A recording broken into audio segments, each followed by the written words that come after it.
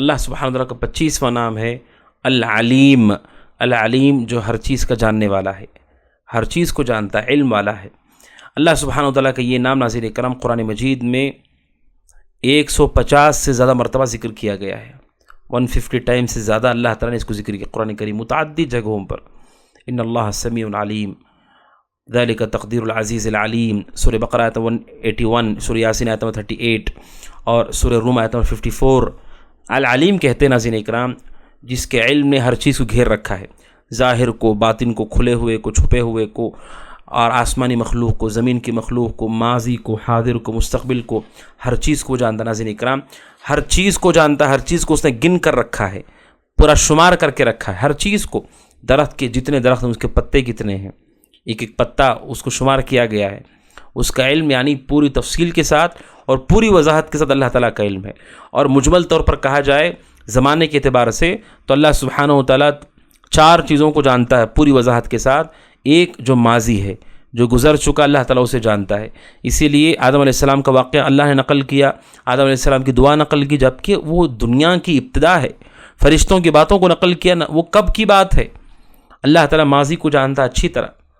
اور اللہ تبارک و تعالیٰ حال کو جانتا ہے، جیسے قرآن نے کہا میں آپ کو دیکھ رہا ہوں، میں سن رہا ہوں، اللہ تعالیٰ حال کو جانتا ہے۔ اور تیسرا ہے مستقبل، جو ہونے والا ہے اللہ تعالیٰ اس کو جانتا ہے، اسی لیے دجال کے بارے میں بتایا گیا، قیامت کی نشانیوں کے بارے میں بتایا گیا، وغیرہ وغیرہ۔ اور چوتھا ہے جو چیزیں نہیں ہوئیں اگر وہ ہوں گی تو کیسی ہوں گی، یہ جو چیزیں نہیں ہوئیں اگر ہوں گی تو کیسے ہوں گی۔ سورہ نام آیت 28 میں اللہ تعالیٰ کہتا ہے لو ردوا لعادوا لما نہوا عنہ، کہ اگر آخرت میں جانے کے بعد جو لوگ چیخ اور چلائیں گے کہ نہیں ہمیں واپس دنیا میں بھیجا جائے، موقع دیا، اللہ کہتا ہے اگر میں دوبارہ ان کو دنیا میں پیدا کروں تب بھی وہی کر کے آئیں گے جو اب کر کے آئے ہیں۔ اگر ان کو موقع دیا جائے تب بھی وہی کریں گے جو اب کر رہے ہیں، یعنی جو چیز ہوئی نہیں ہے آخرت میں جانے کے بعد دنیا میں واپس کبھی کسی کو نہیں بھیجا جائے گا، لیکن یہ اللہ کا علم ہے کہ جو نہیں ہوا ہے اگر وہ ہوگا تو کیسے ہوگا، یہ اللہ بہتر جانتا ہے۔ اسی لیے ایک باریک بات ہے جو ابن تیمیہ رحمہ اللہ نے ذکر کی ہے، لوگ کیا کہتے ہیں فلاں آدمی مر گیا، اگر انہوں نے ایسا نہیں کیا ہوتا تو ایسے وہ نہیں مرتے۔ لوگ کہتے ہیں کہ اگر انہوں نے ایسا نہیں کیا ہوتا تو ایسے انتقال ان کا نہیں ہوتا، تو یہ جائز نہیں کہنا۔ کیوں؟ کیونکہ اگر وہ ایسے نہیں مرتے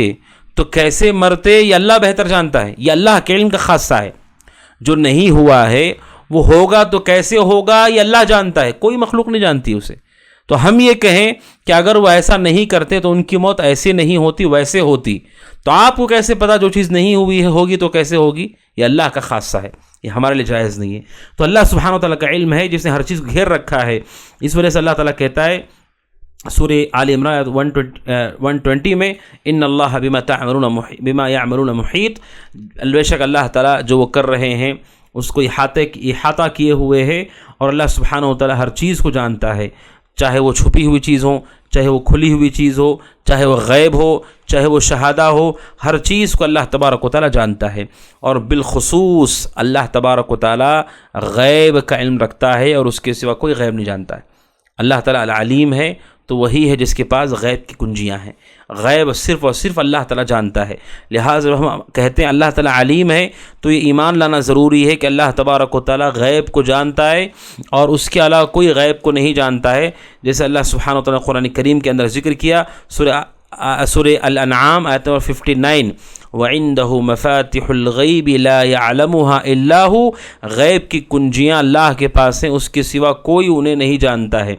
اور یہ جو علم ہے اللہ سبحانہ و تعالیٰ کا، اللہ تعالیٰ کا علم ہر چیز کو محیط ہے، حتیٰ کہ قرآن کہتا ہے سورہ غافر آیت 19 میں يَعْلَمُ خَائِنَةَ الْأَعْيُنِ وَمَا تُخْفِي الصُّدُورُ، اللہ تعالیٰ آنکھوں کی خیانتوں کو جانتا ہے اور سینوں میں چھپے ہوئے بھیدوں کو جانتا ہے۔ آنکھوں کی خیانت کیا ہے؟ ابن عباس کہتے ہیں رضی اللہ عنہما، آنکھوں کی خیانت یہ ہے کہ کوئی آدمی لوگوں کے ساتھ مجلس میں ہوتا ہے اور وہاں سے کوئی عورت گزرتی ہے تو وہ عورت کی طرف نہیں دیکھتا اس لیے کہ لوگ اسے دیکھ رہے ہیں، اور جیسے اسے محسوس ہوتا ہے کہ لوگ میرے آنکھوں کو نہیں دیکھ رہے فوراً وہ عورت کو دیکھتا ہے، اور جیسے محسوس ہوتا ہے کہ لوگ مجھے دیکھنے لگے ہیں تو فوراً آنکھیں نیچی کر لیتا ہے۔ ابن عباس کہتے ہیں یہ آنکھوں کی خیانت ہے، اللہ اس کو بھی جانتا ہے، یعنی اتنی چھوٹی حرکت کو بھی وہ جانتا ہے کہ کیسے انسان اپنے آنکھوں کو پلک جھپکاتا ہے اور کس نیت سے کرتا ہے۔ اور بعض سلف نے کہا خائنۃ الاعین سے مراد کہ کوئی آدمی کسی کا مذاق اڑاتے ہوئے آنکھ مارتا ہے، ایک دوسرے کو آنکھ مار کے اشارہ کرتا ہے، ان خیانتوں کو اللہ تعالیٰ جانتا ہے۔ وما تخفی الصدور، اور سینوں میں جو ہم نے چھپا کر کے رکھا ہے اللہ تبارک و تعالیٰ اسے اچھی طرح جانتا ہے۔ لہٰذا ہمیشہ ناظرین اکرام یہ جان لینا ضروری ہے کہ اللہ تبارک و تعالیٰ ہر چیز کو جب جانتا ہے تو ہم اللہ سے ڈریں، اللہ کا خوف کریں، اور اللہ سبحانہ و تعالیٰ کے بارے میں نہ بھولیں کہ اللہ تعالیٰ ہر چیز کو جانتا ہے، ہمارے گناہ بھی وہ جانتا ہے، ہم نے جو کچھ اب تک کیا ہے، دن کے اجالے میں، رات کی تاریکیوں میں، سفر میں، حضر میں، جن کے ساتھ ہم نے جو کچھ کیا ہے اب تک، ہر چیز کو وہ جانتا ہے۔ یہ مت سوچی کہ وہ بھول گیا ہے، نہیں، ہر چیز کو جانتا ہے، اس کا علم بہت گہرا ہے، اور اس علم کے برابر کسی کا علم ناظرین اکرام۔ اسی لیے